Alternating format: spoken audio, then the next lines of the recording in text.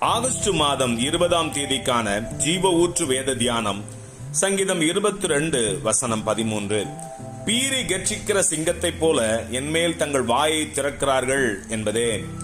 பீறி கர்ச்சிக்கிற சிங்கத்தை போல் என்றால் தன்னிடமிருந்து தன் உயிரை காப்பாற்றிக் கொள்ள ஓடிய மிருகத்தை பிடித்து வேட்டையாடி பின் தன் கோர பற்களினால் பீறி கிழித்து தன் பலத்தை பறைசாற்றும் பெருமையோடு கர்ச்சிக்கிற சிங்கத்தை போல் என்பதே இதன் அர்த்தமாகும். இந்த கர்ஜனை மூர்க்கமான சத்துருக்களின் பெருமையை குறிக்கிறது. ஒரு சாராருக்கு பெருமை இருக்கிறதென்றால் நிச்சயமாக இன்னொரு சாராருக்கு சிறுமை என்பது உண்டாகும். இப்போது இதில் நமக்கு ஒரு கேள்வி உண்டாகலாம். அது என்னவென்றால், ஏன் கர்த்தர் ஒரு சாராரை சிறுமையிலும் வேறொரு சாராரை பெருமையிலும் இருப்பதை அனுமதிக்கிறார் என்பதே அந்த கேள்வியாகும். இந்த சிறுமையில் நிந்தைகள் உண்டு, பரியாசங்கள் உண்டு, அதனால் அவமானங்கள் உண்டு. வாழ்வில் அடைகிற சிறுமைகளானது அவர்கள் இருதயத்தில் துளியும் பெருமையற்றவர்களாக மாற்றிவிடும். பெருமையற்ற இருதயத்தில் தாழ்மையே நிரம்பி இருக்கும்.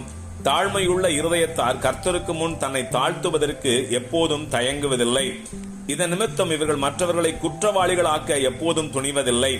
தாழ்மையுள்ள இருதயத்தில் பொறுமையும் சகிப்புத்தன்மையும் மிகுந்திருக்கும்.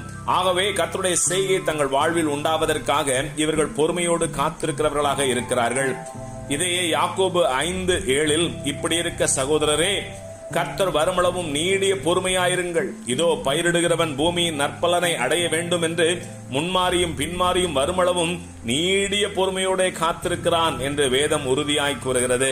ஆம், நம் கர்த்தர் தாழ்மையுள்ளவர்களுக்கு கிருபை அளிக்கிற தேவன் அல்லவா?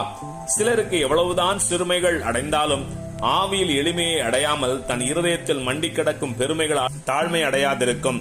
இவர்களை தன் பெருமையில் அகப்படும்படி விட்டுவிடுவார்.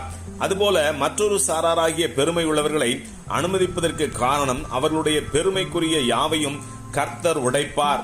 ஏனென்றால் இவர்களிடத்தில் கர்த்தருக்கு பயப்படுகிற பயம் இருப்பதில்லை. மிக எளிதாக துணிகரம் கொள்வார்கள். ஆகவே அவர்களுக்கு முன் தம்முடைய நாமத்தை உயர்த்தி தம்முடைய வல்லமையை வெளிப்படுத்துவார். இதன் நிமித்தம் அவர் பூமியில் மகிமைப்படுவார். ஆகவே நாம் ஆவியில் எளிமை உள்ளவர்களாய் பொறுமையோடு காத்திருந்து கர்த்தராகிய இயேசுவை தரிசித்து ஜீவனுக்குள் பிரவேசிப்போம். ஆமேன். அல்லேலூயா.